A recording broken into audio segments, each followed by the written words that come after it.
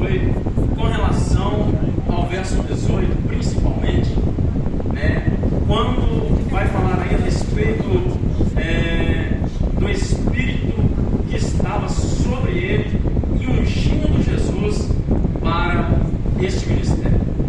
Se você for pegar Jesus como sendo o Filho de Deus, nós devemos entender que nunca faltou sobre Jesus o Espírito Santo de Deus. Uma vez que o próprio Jesus, ele é Deus. Mas nós vamos ver uma representação, uma apresentação do Espírito Santo física no início do ministério de Jesus, quando Jesus vai até João para ser batizado. A Bíblia vai dizer ali que no momento em que ele foi batizado, João teve uma visão do Espírito Santo de Deus descendo sobre Jesus em forma corpórea, né? Como se fosse uma pomba. E então João pega e dirige a palavra aos seus ouvintes que estavam ali batizando e diz: ora, eis aí o Cordeiro de Deus que tira o pecado do mundo. Até então, para a humanidade, todos que estavam ali, Jesus era mais um no meio daquela multidão que estava indo até João para passar pelo batismo nas águas. Mas a partir do momento que João tem esta visão do Espírito Santo sobre Jesus descendo, já deixa de ser um homem qualquer e passa a ser, para aqueles que creram no que João havia falado, aquele cujo Deus enviou para tirar o pecado da humanidade. E quando nós chegamos em Lucas capítulo 4, verso 18, nós vamos ver aqui um texto em que, quando Jesus tem a oportunidade de ler, hoje ele está em uma das sinagogas dos judeus, e ele tem a oportunidade de ler a palavra, nós vamos ver que ele abre em uma profecia em que o próprio Isaías já havia falado 700 anos antes dele vir. Lá em Isaías capítulo 61, se você pegar lá e ler, você vai ver a profecia que Jesus agora está lendo, né? Aqui em Lucas capítulo 4, verso 18 e 19. E no verso 18 vai dizer que ele estava agora sendo ungido por este Espírito. Por que eu quero trazer para os irmãos a respeito desta unção? É que este mesmo Espírito que ungiu Jesus para cumprir com o ministério que Deus havia determinado ali para que ele se cumprisse, é o mesmo que ungiu a igreja, aqueles cujos foram escolhidos e que hoje são nação santa do Senhor Jesus. Não mudou nada. O mesmo Espírito que desceu sobre Jesus, o mesmo Espírito que ungiu para cumprir com a obra de Deus, é o mesmo Espírito que ungiu você, que ungiu a minha vida, que ungiu todos aqueles que consideram chamados por Deus, que são comprados e lavados pelo teu sangue. Para nós entendermos isso melhor, por isso que eu disse para você ficar com a sua Bíblia aberta, abra João capítulo 14, verso 16 a 18, e vocês vão ver que este mesmo Espírito que está sobre Jesus é o mesmo que vai estar sobre a igreja. João capítulo 14, verso 16 ao verso 18, vai dizer o seguinte: e eu, isso aqui é Jesus falando, rogarei ao Pai, e Ele vos dará outro Consolador, porque até então os discípulos não tinham. Ele está dizendo: eu rogarei ao Pai, e Ele vos dará outro Consolador, para que fique convosco para sempre, o Espírito da verdade, que o mundo não pode receber, porque não vê, nem o conhece, mas vós o conheceis, porque habita convosco e estará em vós. O verso 18 diz: não vos deixarei órfãos, voltarei para vós.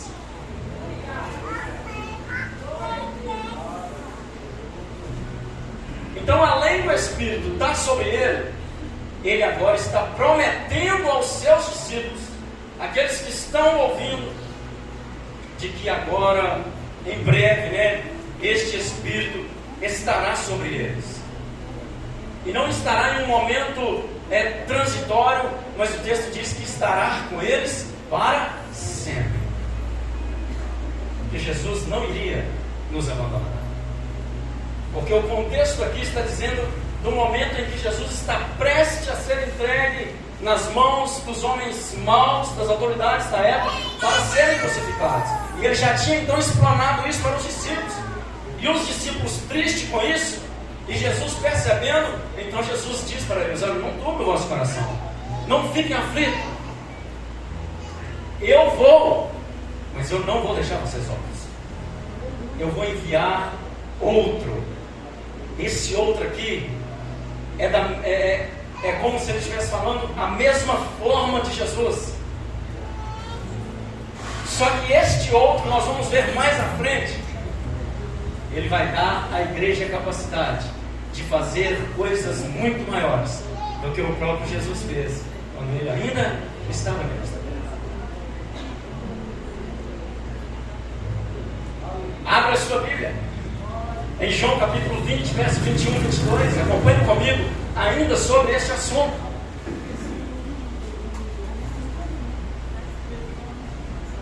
Sobre a unção deste Espírito, sobre aquilo que está sobre nós, dentro de nós, e que muitas vezes nós não temos entendimento disso aí. João capítulo 20, verso 21 e 22, disse assim: disse-lhe, pois, Jesus outra vez: paz seja convosco. Assim como o Pai me enviou, também eu vos envio a vós. E havendo dito isto, assoprou sobre eles e disse: recebei o Espírito. Quando os discípulos andavam com Jesus, com ele ainda em vida, andando sobre esta terra, não tinham sobre eles o Espírito Santo. Mas o contexto atual agora, cujo nós estamos vivendo, após ele prometer, já é um contexto que fala do momento em que ele é morto e ressuscita. Já é um período cujo ele já havia crucificado, já havia sido enterrado, e já é um momento agora em que ele está ressuscitado. E após ele ter ressuscitado, então ele aparece aos seus discípulos. E a Bíblia vai dizer que ele deixa a saudação e sopra sobre eles e dá a eles o Espírito Santo de Deus. Até este momento, eram homens normais, mesmo tendo dentro deles o Espírito Santo de Deus. A sociedade olhava, como eles olhavam para Jesus, como pessoa normal. É filho de José, é filho de Maria e José, é aquela criança que cresceu lá em Nazaré. Eles olhavam para Pedro e diziam: olha, não, ele é um pescador.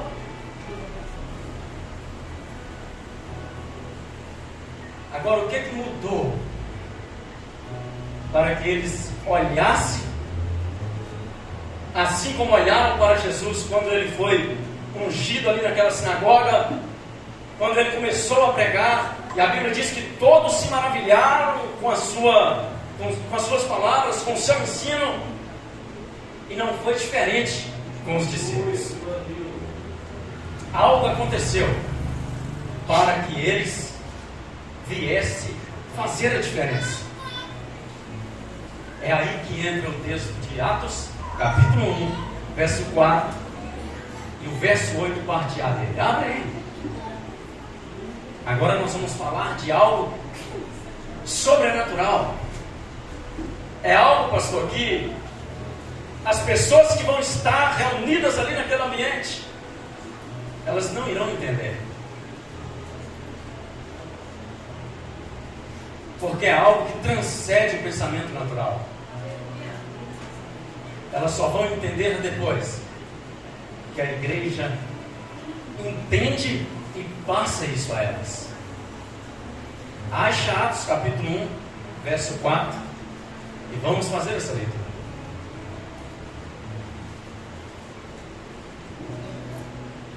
Atos capítulo 1, verso 4, diz assim: e estando com eles, determinou-lhes que não se ausentasse de Jerusalém, mas que esperasse a promessa do Pai, que disse: de mim ouvistes. Qual é a promessa que eles haviam ouvido de Jesus? Eu disse para os irmãos que está em João 14, que eles não ficariam órfãos, mas que eles receberiam o Espírito Santo. Lá em Atos capítulo 1, verso 8, parte A, Jesus ainda, com relação a este assunto, vai dizer: mas recebereis a virtude do Espírito Santo, que há de vir sobre vós. Irmãos, Jesus já havia soprado sobre eles o Espírito. Eles tinham o Espírito Santo, só, pastor, que faltava algo para impulsioná-los a cumprir com aquilo que Jesus queria. E isto era uma virtude, uma unção, um poder que viria sobre a vida deles e faria com que eles cumprissem, abrissem mão da sua própria vida para cumprir a vontade de Deus. E isto vai se cumprir em Atos capítulo 2, abre aí, do verso 1 ao 4. Atos capítulo 2, verso 1 ao 4. E cumprindo-se o dia de Pentecostes, estavam todos reunidos no mesmo lugar, e de repente veio do céu um som, como de um vento viamente impetuoso, e encheu toda a casa em que estavam sentados. E foram vistas por eles línguas repartidas, como que de fogo, as quais pousaram sobre cada um deles. E todos foram cheios do Espírito Santo e começaram a falar em outras línguas, conforme o Espírito Santo lhe concediam que falasse. Oh, glória!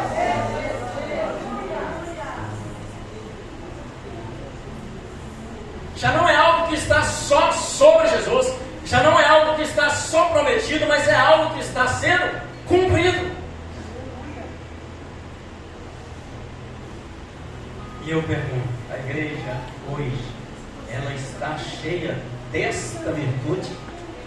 Ela está cheia deste poder?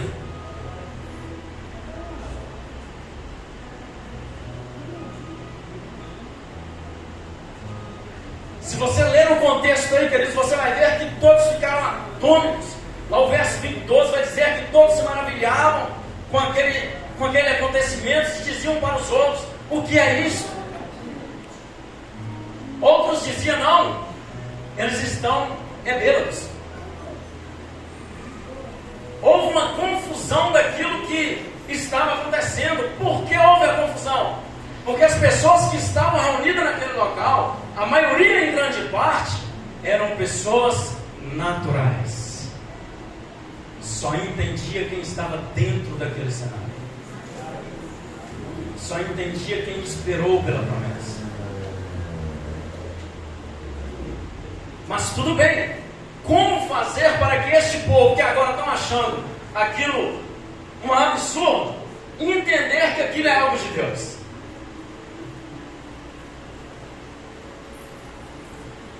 Aí entra o objetivo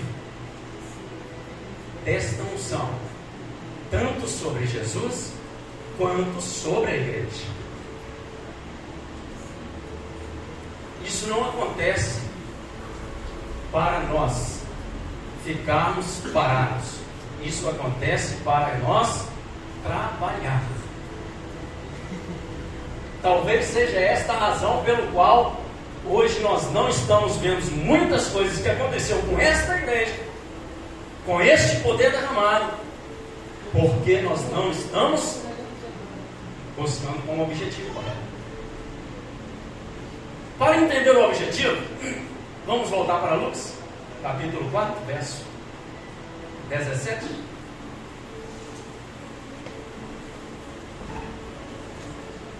Vou fazer a explanação deste texto, irmãos. É coisa rápida. Os irmãos estão entendendo? Amém. Lucas capítulo 4, verso 18 e 19, nós vamos ver que Jesus ele foi ungido porque ele tinha um objetivo para cumprir. E o verso 18 e 19 vai dizer a respeito desse objetivo. Preste atenção. Pois que ungiu para evangelizar os pobres, enviou-me para curar os quebrantados de coração, apregoar liberdade aos cativos, dar vista aos cegos e pôr em liberdade os oprimidos e anunciar o ano aceitável do Senhor. Não teve outro objetivo para Jesus no seu ministério terreno a não ser anunciar o ano aceitável de Jesus. O ano aceitável do Senhor. Não teve.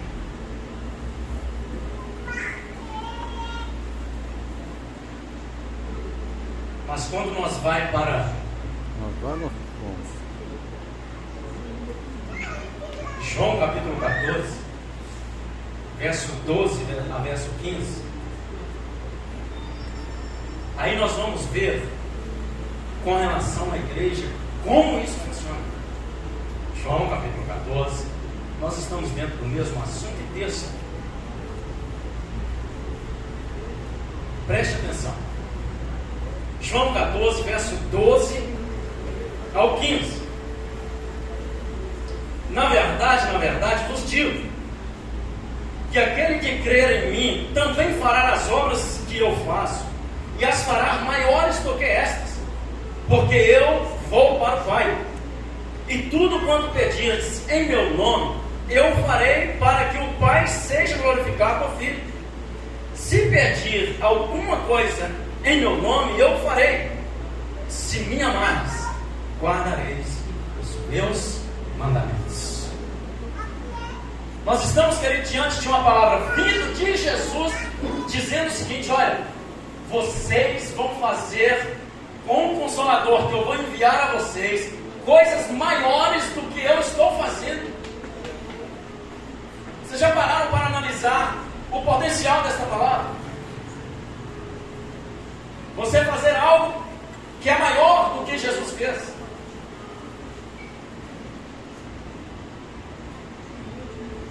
É só você estudar os milagres de Jesus.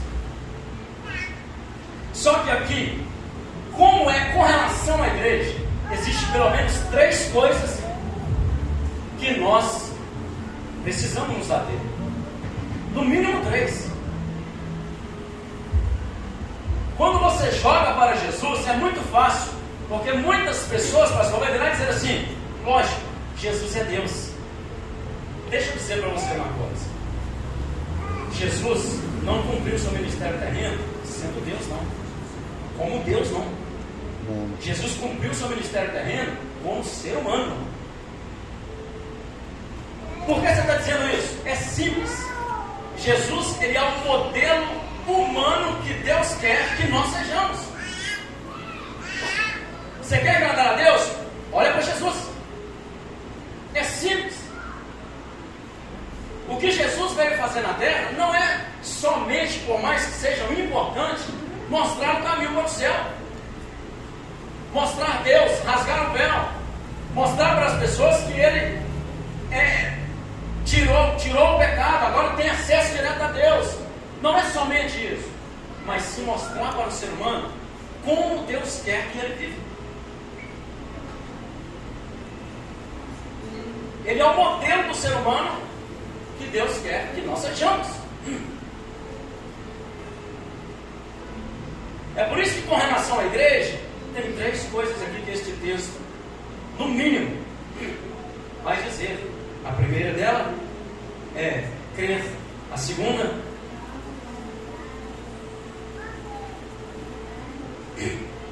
amar. E a terceira, obedecer. É só você pegar o texto e você vai ver.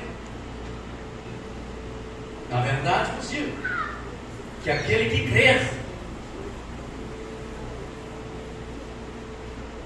Se você pegar no verso 15, se me amares, guardareis os meus mandamentos.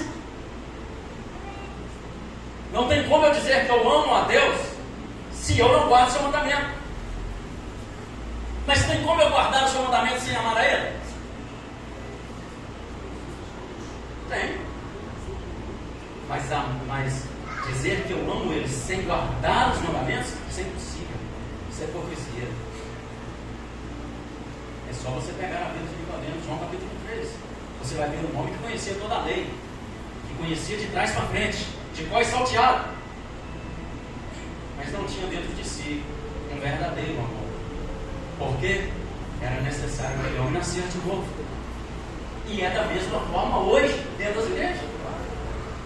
Muitas pessoas precisam nascer de novo para entender a obra que Deus tem para nossas vidas. Jesus teve um objetivo. A igreja também, ela tem um objetivo. E se as coisas que Jesus fez, se as coisas que aconteceram com a igreja primitiva não está acontecendo com a igreja atual, só há uma explicação: ela fugiu do objetivo que Jesus ensinou. Ela saiu do centro que Deus quer que ela esteja. Por isso a urgência de nós humilhar, dobrar os nossos joelhos, estar como a igreja primitiva esteve. A Bíblia diz que unânimes eles permaneciam em oração e súplica, aguardando a promessa de Jesus. Não basta, irmãos, nós termos somente o Espírito Santo de nós. Se nós queremos ver a operação de Deus em nosso meio, e se nós queremos que pessoas olhem para nós e nos ver como filhos de Deus, é necessário suplicarmos a Deus para que Ele volte a operar em nosso meio, curando, libertando, fazendo obras que havia feito naquela época e que faz hoje. É o mesmo Deus.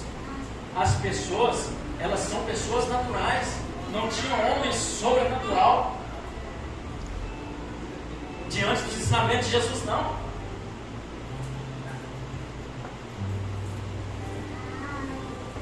Nós temos um objetivo a cumprir aqui, e esse objetivo envolve uma continuidade daquilo que Jesus veio fazer. Abre Atos capítulo 1, verso 8.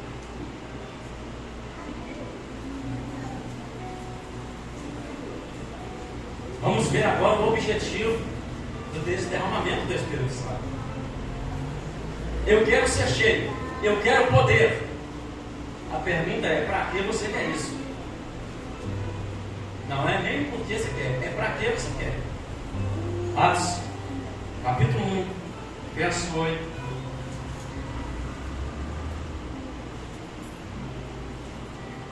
A parte B seguinte, nós já lemos a A, disse assim: e ser-me-eis testemunho, tanto em Jerusalém, como em toda a Judéia, Samaria e até onde? Até os confins da terra.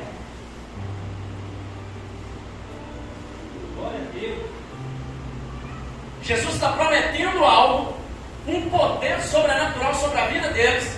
E está dizendo: olha, este poder é para você ser testemunha da minha pessoa, primeiro em Jerusalém, Judéia, Samaria e até os confins da terra.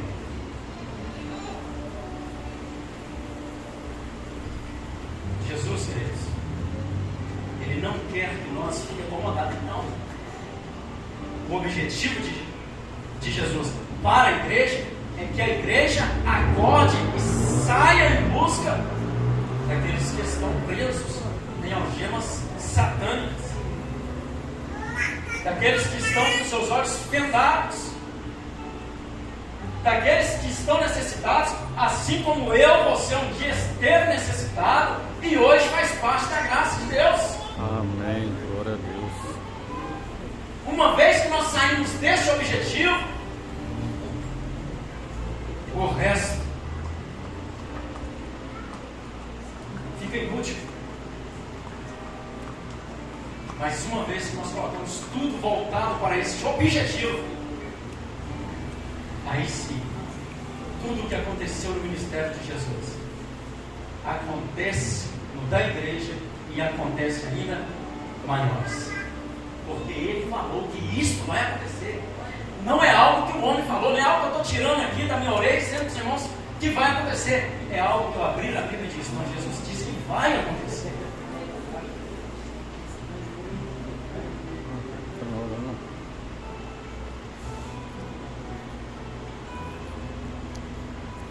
Atos 2, 12 e 13. Abre aí. Olha o que acontecia.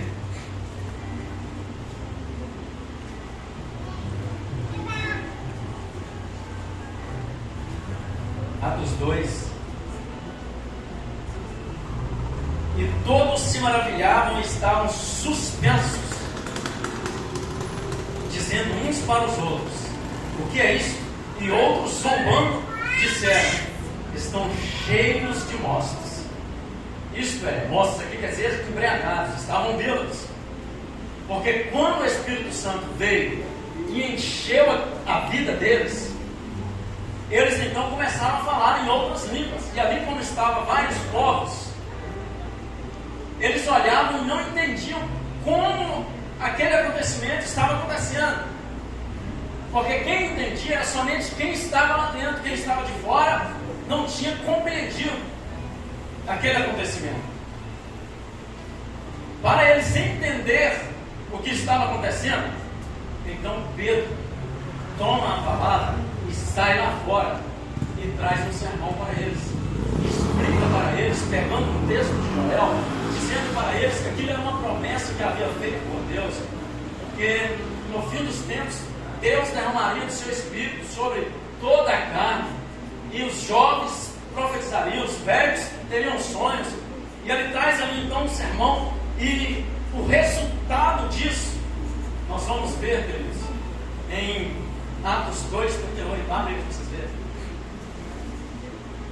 O fato da igreja ter continuado com o ensinamento de Jesus resultou nisso aí. Preste atenção. Nós vamos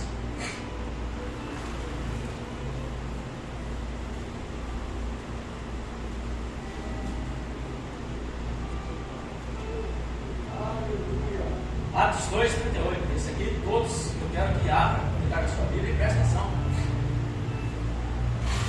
Não foi algo que ficou para eles, mas eles repassaram.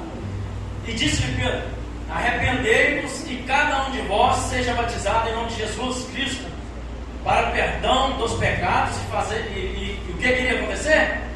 E recebeis o dom do Espírito Santo.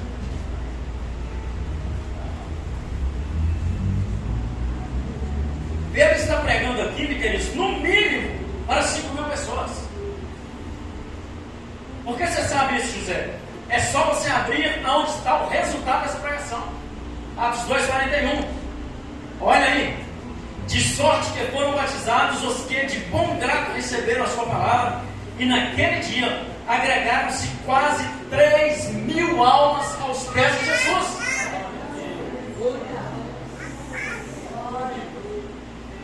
O segundo discurso de Pedro está lá em Atos capítulo 4, verso 4. Abre aí e preste atenção no resultado que teve conforme o ensinamento de Jesus. Atos 4, capítulo 4, diz assim: muitos, porém, dos que ouviram a palavra, creram, e chegou o número desses homens a quase 5.000 pessoas. Com 2 discursos que o homem pregou, já tinha quase, pastor, 8.000 almas rendidas aos pés de Jesus. Mas isso não acontecia por causa do homem, acontecia por causa do poder de Deus que estava sobre eles. Por que então, irmãos, hoje nós pregamos, e as pessoas continuam na sua vida pecaminosa sem se converter, Será que não falta em nosso meio o poder de Deus? Será que não falta em nosso meio a virtude do Espírito?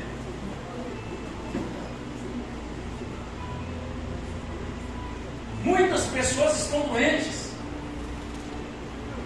Ora e nada acontece. E Jesus disse que obras maiores iriam acontecer. Jesus curou o cego, curou leprosos, ressuscitou mortos, doenças que a medicina dizia que não tem como, ele disse: tem como. Deus mudou? De forma alguma. A sua misericórdia diminuiu? Só há uma resposta para isso: nós mudamos. E precisamos urgentemente voltar para o objetivo que Deus tem para a igreja aqui nessa terra. Não há outra resposta. Se achar, me procura depois. Eu posso estar equivocado.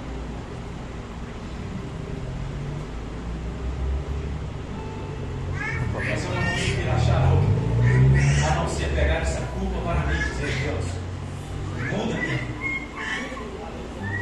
Acenda em minha chama que o Senhor acendeu há 2000 anos atrás.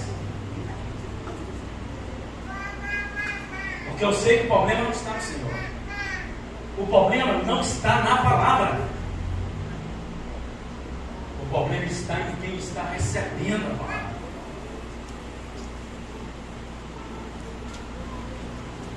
Eu trouxe isso aqui para os irmãos saírem daqui meditando sobre uma coisa. Eu não vou fazer como muitos. Ah, você entendeu? Chamar todo mundo, orar e esperar que o Espírito Santo deixe todo mundo. Não, você pode jogar a cadeira no alto, que até tem tudo aqui, dizer que é o Espírito. Se amanhã a sua vida continuar a mesma coisa, isso foi só uma emoção, e não foi ser cheio do Espírito. A pessoa ser cheia do Espírito, ela não consegue conformar com a situação atual que a igreja vive. É verdade. Ela se prontifica e diz: Senhor, muda, e começa através de mim. Não estou dizendo aqui que a culpa é de ninguém, estou dizendo que a culpa é nossa. A geração atual, ela mudou o seu objetivo, passou a buscar os seus interesses pessoais e esqueceu de nortear a sua vida ao redor do objetivo que Deus tem para ela. Você pode fazer tudo, irmãos, ter trabalho, fazer o que você quiser, mas faça isso tendo no centro a vontade de Deus para a igreja dessa terra. Pode ter programações, pode ter eventos, você pode fazer o que você quiser, mas desde que ele esteja convertido para um objetivo. Isso vai levar o mundo a olhar para isso que eu vou fazer e glorificar a Deus que está no céu, ou isso vai glorificar a minha pessoa. Pois você lê Mateus capítulo 5, a partir do verso 13, você vai ver que o único motivo de nós trabalhar é para que o mundo olhe para o nosso trabalho e retire a nós e glorifique a Deus que está no céu. Eu agradeço a oportunidade.